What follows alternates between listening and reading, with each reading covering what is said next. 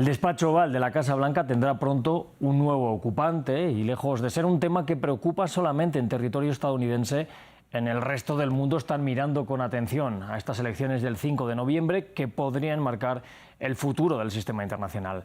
De ganar Kamala Harris, se espera que la demócrata siga apostando por ahondar en un sistema multilateral, pero con la mirada fija también en la economía china, a la que está dispuesta a poner aranceles.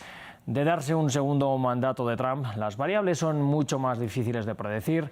La experiencia de su primer mandato, pero también sus declaraciones en campaña, dejan claro varias cosas. Será duro con Europa, a quien podría poner más aranceles, buscará acabar con el apoyo a Ucrania y a la OTAN si sus socios no se comprometen con la financiación, y asegura que la guerra en Medio Oriente se acabará. ¿Entra el mundo, por tanto, en un escenario desconocido si gana Trump? ¿Acabará realmente con las guerras o son palabras vacías? Y cabe preguntarse si Kamala Harris tiene realmente o no un proyecto internacional propio. Para analizarlo, hoy nos acompañan Rubén Herrero de Castro, él es doctor en Relaciones Internacionales y profesor de la Universidad Complutense de Madrid. Desde Rosario, en Argentina, también está con nosotros Antonella Martí, politóloga y analista internacional. Yo, antes de empezar con este debate, les quiero invitar a que nos sigan en redes sociales. Ya saben, estamos ahí como @France24_ES, también con el hashtag #ElDebateF24. Y por supuesto nos van a poder escuchar no solo en directo, también en plataformas de podcast como Apple Podcasts, Spotify, Deezer y TuneIn. Bueno, me gustaría comenzar, por tanto, en Europa, porque allí se dirime mucho de lo que pasa en el futuro a nivel económico, pero también a nivel bélico. En 2018, Trump puso aranceles del 25 y el 10% a importaciones del acero y aluminio en Europa. Ahora ha dicho que podría volver a poner esos aranceles. Esto supondría una caída, calculan algunos expertos, de entre un 1 y un 3% de la economía europea de darse. Yo quería empezar preguntando a Rubén, ya que nos atiende desde Madrid, una de las principales capitales europeas, ¿qué podría llegar a pasar, vistas las declaraciones y lo que pasó en el anterior mandato, si Donald Trump llega a la Casa Blanca? Parece que, como ha publicado el medio estadounidense Político, ya se estarían preparando en Bruselas ante este eventual escenario. Bueno, pues no creo que vaya a pasar nada grave. Una relación comercial como la que tienen los Estados Unidos con la Unión Europea, la relación comercial más grande que se da en el mundo, está sujeta a tensiones y rivalidades normales. La cuestión de los aranceles no es una situación unilateral de Estados Unidos hacia productos europeos. También se gravan productos americanos en la Unión Europea. Hay tensiones por cuestiones de las leyes de competencia aplicadas sobre todo a la cuestión de los buscadores, los programas de Internet, los programas operativos de los ordenadores, los procesos estándar de manufacturación, procesos de seguridad en algunas manipulaciones de productos. Repito que es una gigantesca transacción comercial la que tiene lugar y no es de extrañar que esté sujeta a tensiones. No cabe esperar, por así decirlo, una hostilidad irracional de Estados Unidos, como tampoco va a haberla por parte de la Unión Europea hacia los productos estadounidenses.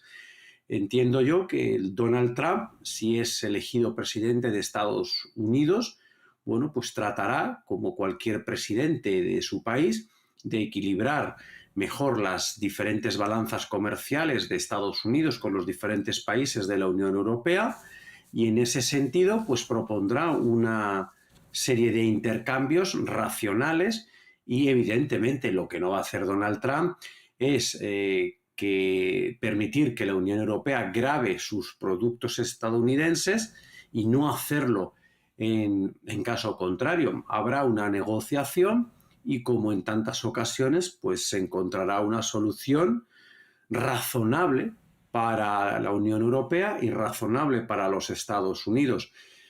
Donde va a ser más agresivo el presidente Donald Trump en la cuestión arancelaria será, con toda seguridad, en su relación con la República Popular de China.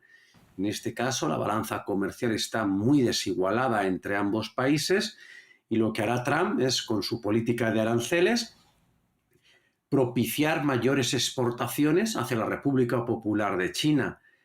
Si la República Popular de China no incrementa sus importaciones de productos estadounidenses, ahí sí que habrá una política arancelaria dura por parte de Estados Unidos, pero que no creo, respondiendo y resumiendo la respuesta a la pregunta que me formulas, que vaya a haber una guerra comercial o una guerra de aranceles.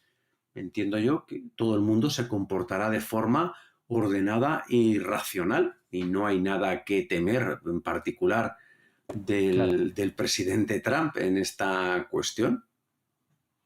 Claro, Rubén, es interesante lo que nos indica porque además en cuanto a los aranceles hacia la República Popular China, también Kamala Harris se ha mostrado a favor. ¿Es esto quizás en Estados Unidos un consenso bipartidista?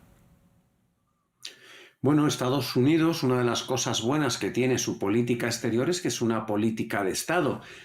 Y la gran diferencia entre Donald Trump y Kamala Harris tiene mucho que ver con el ámbito doméstico y la ingeniería social. En materia de política exterior, no van a ser tan diferentes. Te escuchaba en la presentación hablar de un entorno multilateral que sería favorecido por Kamala Harris. No comparto esa opinión. Tanto el Partido Republicano como el Partido Demócrata son seguidores de la doctrina del presidente Andrew Jackson en materia de política exterior. Esto es, garantizar la hegemonía global de los Estados Unidos y practicar el aislacionismo. Esto es, reservarse el derecho de intervenir cuando lo consideren oportuno y desconfían por naturaleza de los organismos multilaterales, de los sistemas multilaterales y de las estructuras supranacionales. Y en la cuestión arancelaria coinciden en que deben practicar una política muy estricta, dura, en este caso sí va a ser así, respecto a la República Popular de China, que es la gran amenaza económica, por lo que supondría que un actor de esta naturaleza alcance y crezca cada vez más en poder económico. También ambos candidatos están a favor de retirar manufacturación estratégica de la República Popular de China. Esto es una cuestión que ya comienza en tiempos de Obama, cuando la situación de balanza comercial entre los dos países no es asumible por parte ya de los Estados Unidos, que ha permitido jugar a la República Popular de China con un set de ventajas comerciales, como había hecho con algunos otros países en el curso de la historia, pero en esta ocasión la situación ha llegado al límite. Y en cuestión arancelaria, hay una política de Estado respecto a la República Popular de China, como la hay en otras cuestiones, ¿no? Sí. La gran diferencia probablemente en política exterior de estos dos candidatos sea la cuestión ucraniana. En el resto de las cuestiones en política exterior, Donald Trump es más vehemente, es más directo, puede resultar más agresivo, pero la política exterior de Estados Unidos va a ser similar en términos generales. Si bien es verdad que Donald Trump pues, ya puede presentar un primer mandato de cómo pudo desenvolverse en política exterior y lo hizo con más que razonable éxito. Rubén. Sí, me gustaría más tarde ahondar también en Ucrania, pero quiero darle la palabra a Antonella Marti. En primer lugar, le quiero dar las gracias por estar también hoy con nosotros y preguntarle por lo que ha dicho Rubén. Ha dicho que no cree que se vaya a ahondar en ese multilateralismo, no cree que Estados Unidos lo esté implantando. Quería saber si usted está también de acuerdo y qué piensa que podría ser tanto la política de Donald Trump hacia Europa como una posible llegada de Kamala Harris. Buenas tardes. Creo que el punto en el que nos tenemos que centrar en este momento también es la democracia. Algo que hoy está en peligro, y esto lo conecto con la mención de Europa, ¿no? Estábamos hablando de las relaciones con la Unión Europea. Creo que hay un punto clave que atraviesa la coyuntura global, y es una especie de alianza, una especie de fenómeno que se viene proyectando, gestando y ahora ejecutando a lo largo del mundo. Esto lo vemos en la política, de un resurgimiento de un nacionalismo. Yo siempre insisto en que el gran peligro de estos tiempos es el nacionalismo, porque además se suma al modus operandi fenómeno del siglo XXI, que es el populismo. ¿Y por qué hago mención sobre este punto? Porque creo que hoy la guerra la guerra decidida de parte de los populistas se da contra la democracia, se da contra la división del poder, se da contra todo lo que limita el poder de esos caudillos que hoy aparecen en la política con estas nuevas derechas representando, por ejemplo, en el caso de Estados Unidos, Donald Trump, claramente, y todo lo que representa el Partido Republicano, que es desconcertante porque se ha convertido hoy en una filial de Donald Trump. Y incluso escuchando los últimos rallies del Partido Republicano, es preocupante el tono, el nivel de violencia, el nivel de racismo, de xenofobia.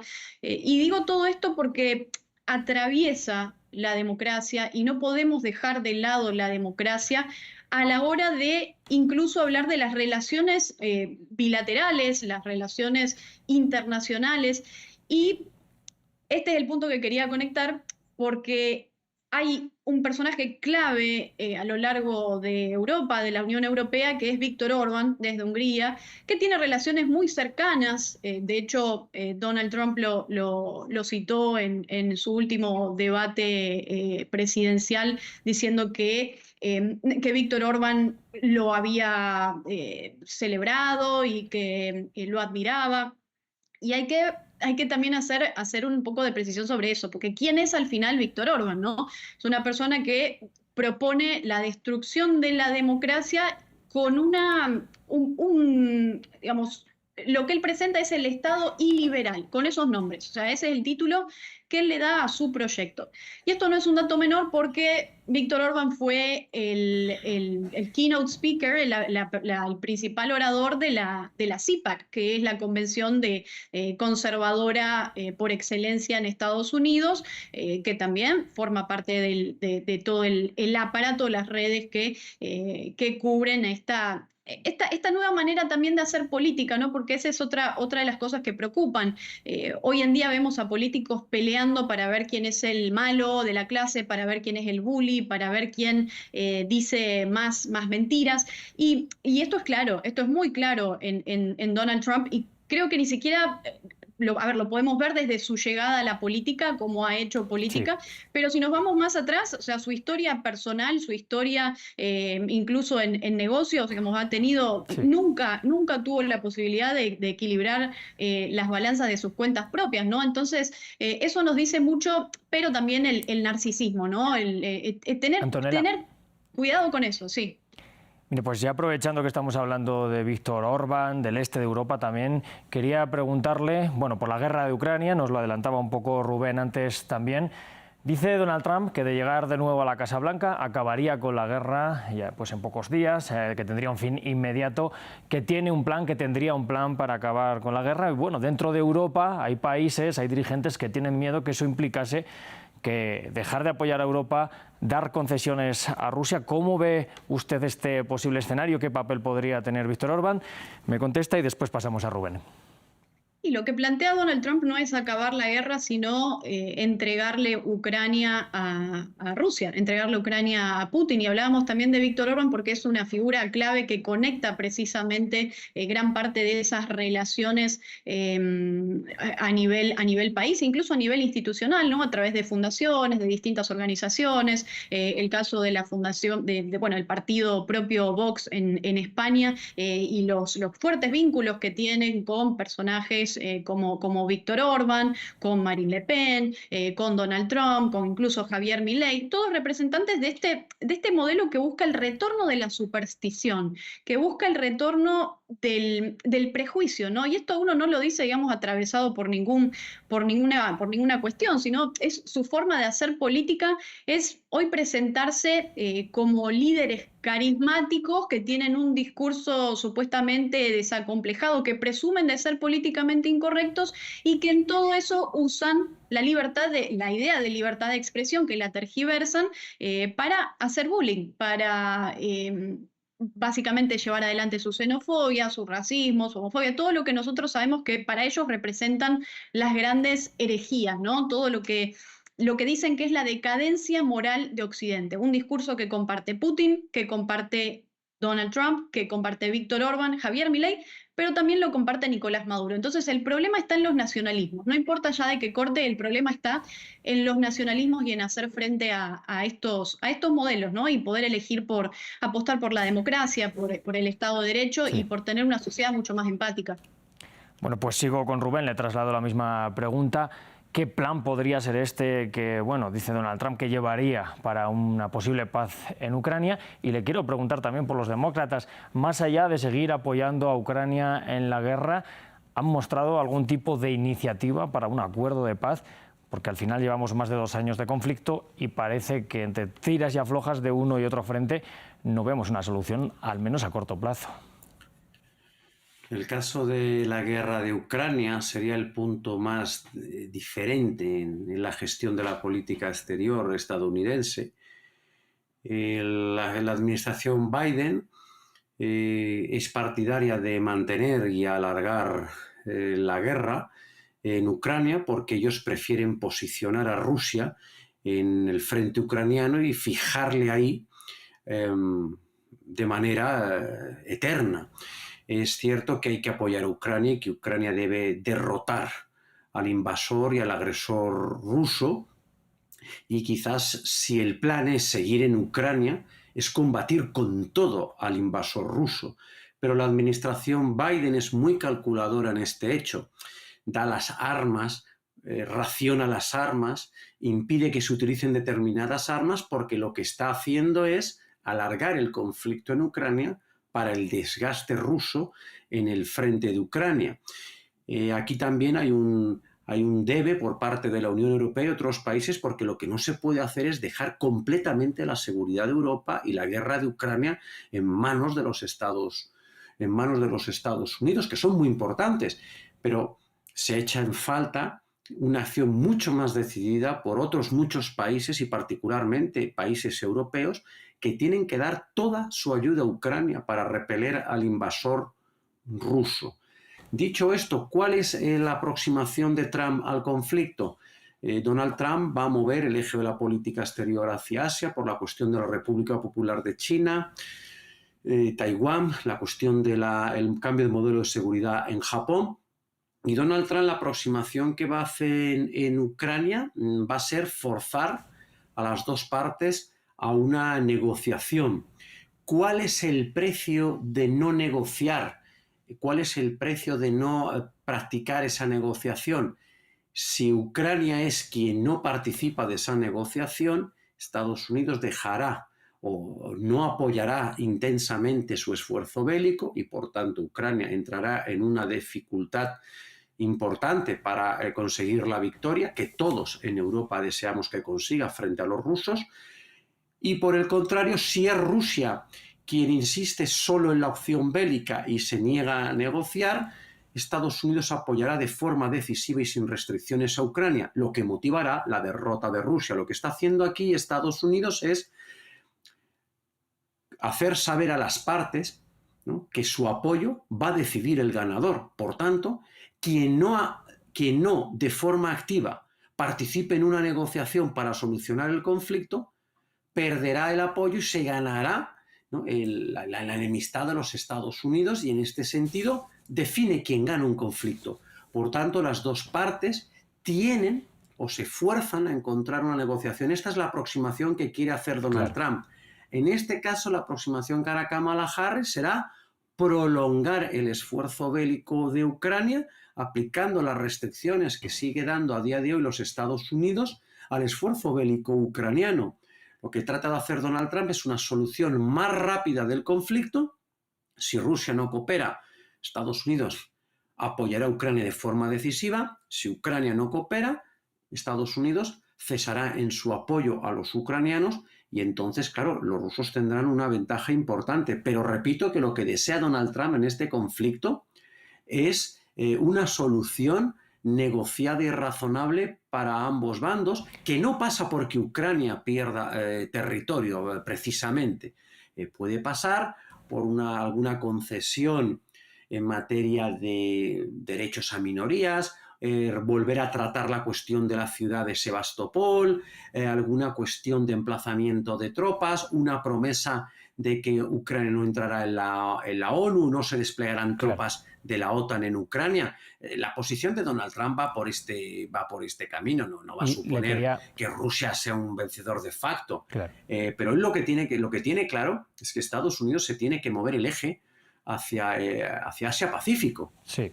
Y en este sentido no puede seguir enclavado en territorio europeo, y vuelve a ser lamentable que los Estados Unidos sean los que tienen que solucionar los problemas europeos. Sí, pues Rubén, porque nosotros aquí en Europa hemos vivido muy cómodos con el soporte defensivo de Estados Unidos y constantemente recurrimos a los Estados Unidos cuando lo que teníamos que haber hecho era haber intensificado nuestro gasto militar, haber intensificado nuestra cultura militar y tener las herramientas y los recursos necesarios para hacer saber a agresores como Rusia que su agresión les saldría muy cara.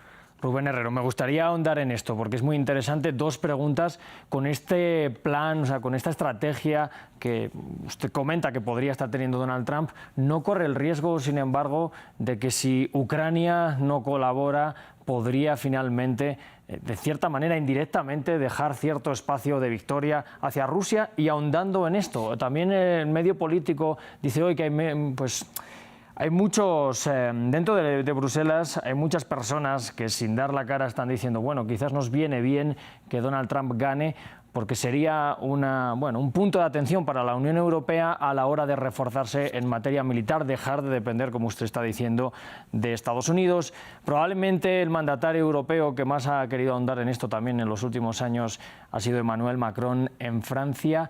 ¿Qué puede hacer, por tanto, Europa o qué debería hacer para rearmarse, para dejar al menos de depender en materia armamentística de Estados Unidos? Respondiendo a la primera pregunta, yo creo que Zelensky, que es un actor racional, no va a olvidarse de la cuestión y va a colaborar activamente en encontrar una solución. El problema, sobre todo, puede venir por Vladimir Putin, que no está actuando de forma racional. Yo creo que de fallar uno va a fallar Putin y entonces el apoyo sería indiscutible a favor de Ucrania y la victoria absolutamente irremediable para Ucrania. Por tanto, Putin yo creo que también finalmente entrará en razón y buscará una salida negociada a este tremendo error, a esta agresión, a este y la responsabilidad que ya se han per la cuestión de la guerra de Ucrania, ¿no? Por tanto, yo creo que Ucrania va a ser racional, Ucrania va a colaborar con la propuesta de Donald Trump o va a colaborar con los esfuerzos diplomáticos de Donald Trump y continuará ese camino. Mi duda es el presidente Putin, porque bueno, una persona que ya ha entrado en esta dinámica él ha entrado, bueno, pues ahora salir va a ser más complicado, pero si no quiere perder la guerra, tiene que participar de esa negociación o perderá la guerra de forma irremediable. La otra cuestión que me planteabas es una cuestión que no tiene una solución a corto plazo. Evidentemente, la Unión Europea ha perdido décadas en no implementar un ejército europeo, en no animar a todos sus miembros a invertir más en sus fuerzas armadas, en crear una sinergia militar. A partir de ahora, esto es lo que se debería proponer, es decirles, todos los miembros de la Unión Europea tienen que incrementar sus presupuestos de defensa, todos somos miembros de la OTAN, por tanto, vamos a trabajar en esas sinergias militares con la OTAN y a partir de este incremento militar de todos los miembros, podemos empezar a plantear desarrollar unas fuerzas armadas europeas, pero esto no es una cuestión a corto plazo, esto es un cambio en la cultura de defensa de la Unión Europea, en la cultura de política exterior de la Unión Europea. Como han cambiado recientemente, ¿no?, la Unión Europea, su política energética suicida contra la energía nuclear, ahora la Unión Europea dice que la energía nuclear, como es lógico y científico, que es barata, limpia y acumulable, y ha declarado energía verde, la energía nuclear. Lo mismo tiene que pasar en materia militar, un cambio de cultura, donde lo militar es, el invertir en gasto militar es correcto, es políticamente correcto, no como ahora mismo sucede que es políticamente incorrecto. por esta cultura de la no defensa, nos encontramos a los pies de los caballos, en manos de gente como Putin, que ataca a países que no son de la OTAN, a países desarmados. Claro, esta es la situación en la que nos encontramos en Europa y tenemos que mirar hacia Estados Unidos. Claro, luego nos gustan más o nos gustan menos las soluciones que tiene Estados Unidos para el conflicto, que son los que están poniendo el dinero y las armas, con algunas excepciones también de algunos países europeos, pero insuficientes. Claro. Entonces, la situación pasa por un cambio de cultura y esto lleva décadas. Las décadas que hemos perdido creyéndonos que por cantar el Imagine íbamos a solucionar problemas, y cuando te encuentras con un criminal de guerra como Vladimir Putin, claro, cantar el Imagine sirve de muy poco. Sí. Pues quería trasladarle a Antonella también la pregunta. Quería preguntar si está de acuerdo que Europa está ahora mismo indefensa, sin la ayuda, bueno, sin el marco de la OTAN, sin el marco estadounidense. Hemos visto también no solo a Emmanuel Macron, también a Josep Borrell en su mandato hablar un poco de este cambio que debería haber en Europa respecto a la política militar, y quizás hay algunos roces también a la interna de Europa, porque no es lo mismo lo que presenta, por ejemplo, Francia a los intereses que puede tener Alemania. ¿Cómo ve el futuro europeo a nivel militar? Sí, efectivamente, y retornando a la conversación que se tenía recién respecto de esta invasión, ¿no? Porque creo que a las cosas hay que llamarlas como son. Creo que no se puede negociar con un criminal de guerra, no se puede negociar con un tirano, no se puede negociar con Putin como no se podía negociar en su momento con el nacionalsocialismo, con el nazismo, con Hitler. Creo que el punto radica en que al final, cuando hoy volvemos a la política, ¿no? Incluso a la política no solo partidaria, sino también ideológica, porque nos encontramos en un mundo lleno de ideologías, pero al final con pocos libros o con los libros todos desacomodados, porque no sabemos qué es qué. O sea, no sabemos, hoy incluso se confunde el liberalismo con nacionalismo o con teocracia, porque hay una crisis de las ideas también, ¿no? Pero volviendo a esto, prácticamente hoy, y vuelvo a insistir en el problema del nacionalismo, porque todos los caminos del nacionalismo acaban y conducen a Rusia, terminan en Putin, de distintas facciones, de distintas partes de esa polarización del espectro político, incluso partidario, y por eso creo que hay que ser muy, muy contundente, al menos en este caso. Creo que el presidente Joe Biden lo ha hecho muy bien.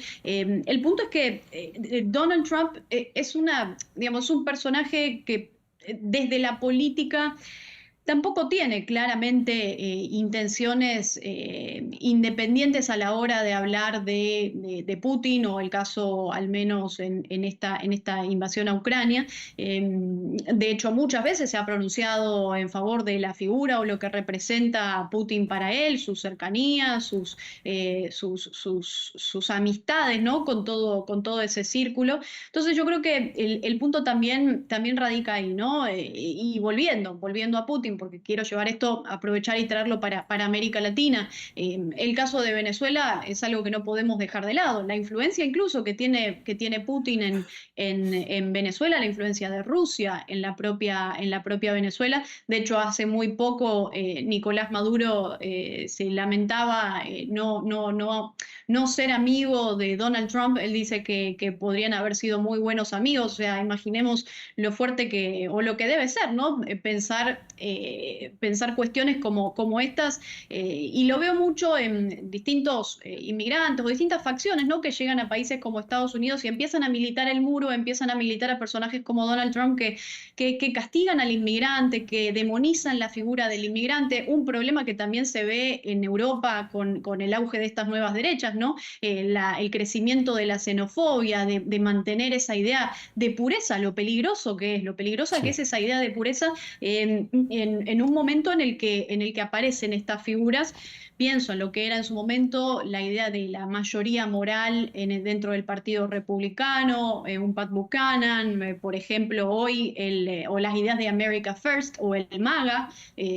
Claro, a ver, hacer a Estados Unidos grande otra vez, pero ¿cuál Estados Unidos? ¿Cuál es ese modelo de Estados Unidos al que quieren volver, ¿no? Entonces es siempre volver a una figura del pasado. Y creo que todo esto se vio perfectamente el 6 de enero del 2021. Esto mismo se puede traducir en lo que Sí. en lo que representa ese ataque a la democracia, en el propio corazón de una de las grandes partes de esta democracia, de la idea del Estado de Derecho estadounidense, el asalto al propio Capitolio y cómo hoy lamentablemente se está fomentando un mensaje de violencia. Creo que en el caso de perder, Donald Trump va a insistir, y es lo que está haciendo en este momento, generando un clima todavía para profundizar esa división, esa polarización, que es al final lo que hacen todos los populistas. Pero ya con esto cierro. Trump no se pronunció en ningún momento sobre los últimos acontecimientos en Venezuela, incluso sobre Edmundo González, y además repitió ya varias veces que Caracas es una de las ciudades más seguras, ¿no? Que Venezuela es un país seguro en el que se puede caminar, Sí, Antonella. Y que no hay criminales. Entonces creo que hay que reflexionar sobre el tipo de personaje que hay detrás de Donald Trump, ¿no? Con narcisismo y con las inseguridades que sabemos que tienen estos populistas. Bueno, Antonella, vamos a ir cerrando ya este programa y no podemos cerrarlo sin hablar de Medio Oriente. Es interesante lo que nos indica sobre la imagen de Estados Unidos en el mundo, porque en el medio español El País hemos podido leer estos días una entrevista a Josep Niel. Inventó un concepto como el de poder blando y habla como esta imagen que está dejando en los últimos años Estados Unidos en el mundo, una imagen debilitada que se ha visto quizás para mucha gente, sobre todo debilitada en este último año con la guerra en Gaza, con ese apoyo tan férreo hacia Israel. Ha sido un apoyo que le ha costado muchas críticas al Partido Demócrata, a Joe Biden como presidente, a Kamala Harris como vicepresidente, ahora como vicepresidenta. Quería preguntarle qué podemos ver de Estados Unidos respecto a la guerra en Medio Oriente si ganara Kamala Harris. ¿Tiene realmente algún tipo de proyecto? Porque les escuchamos simplemente hablar durante muchos años de un proyecto, una solución de dos estados, pero parece que no avanza. Y hoy mismo Donald Trump ha puesto un tuit en la red social X diciendo que con él se acabaría la guerra, pero que habría además una paz duradera, una paz que no volviera cada 5 o 10 años. ¿Qué podríamos ver? ¿Qué tipo de paz también podría ofrecer Donald Trump? Porque bueno, durante su mandato le vimos aceptar Jerusalén como capital de Israel, aceptar la soberanía de los Altos del Golán. Cualquiera de los dos, ¿qué puede ofrecer a Estados Unidos a Medio Oriente que no sea un apoyo férreo a Israel? Bueno, en este caso también van a coincidir ambos candidatos. Estados Unidos tiene un aliado en el que puede confiar 100% en Oriente Próximo, que es Israel, y esto en un entorno internacional anárquico como es el que vivimos, esto no tiene precio.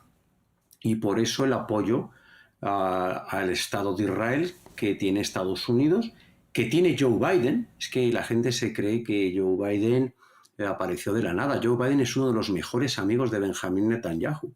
Joe Biden pertenece al sector más pro-israelita, incluso sionista, del Partido Demócrata. Y qué decir de Donald Trump y J.D. Vance, ellos son el ticket por Israel. ¿Qué es lo que se tiene que hacer en estos momentos? No nos olvidemos que Israel tiene todo el derecho del mundo a practicar la legítima defensa que está haciendo, y para ello tiene que contar con el apoyo de los Estados Unidos.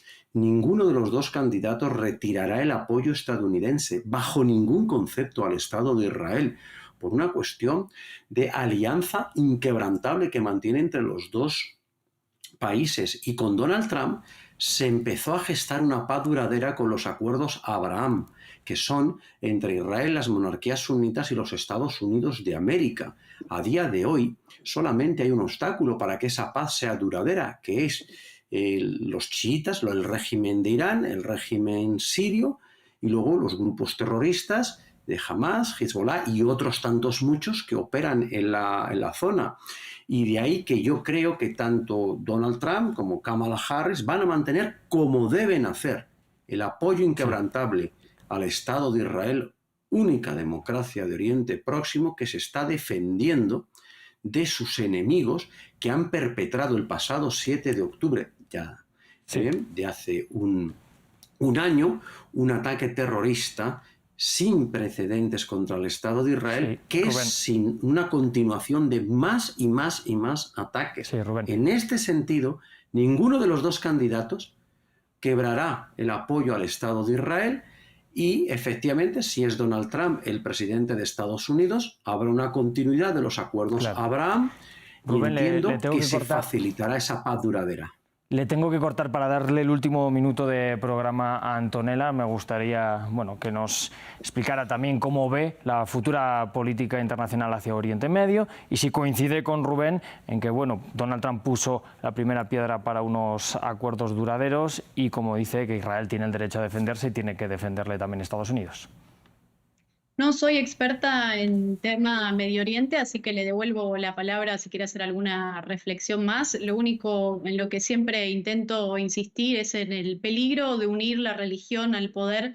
Creo que la historia de la humanidad nos tendría que haber dejado una lección importante sobre la peligrosa unión o relación entre la política y la religión.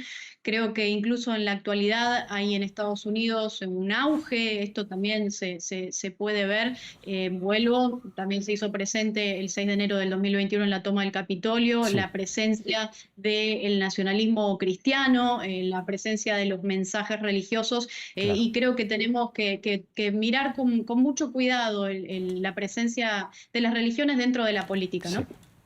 Bueno, pues lamentablemente no voy a tener tiempo para darle más palabra a Rubén, se nos acaba el tiempo. Les quiero dar las gracias a los dos, a Rubén Herrero por haber estado con nosotros desde Madrid, a Antonella Martí por habernos atendido también desde Argentina. Muchísimas gracias por estar con nosotros en este espacio. Nosotros nos vamos a despedir, pero ya saben que seguimos actualizando toda la actualidad internacional.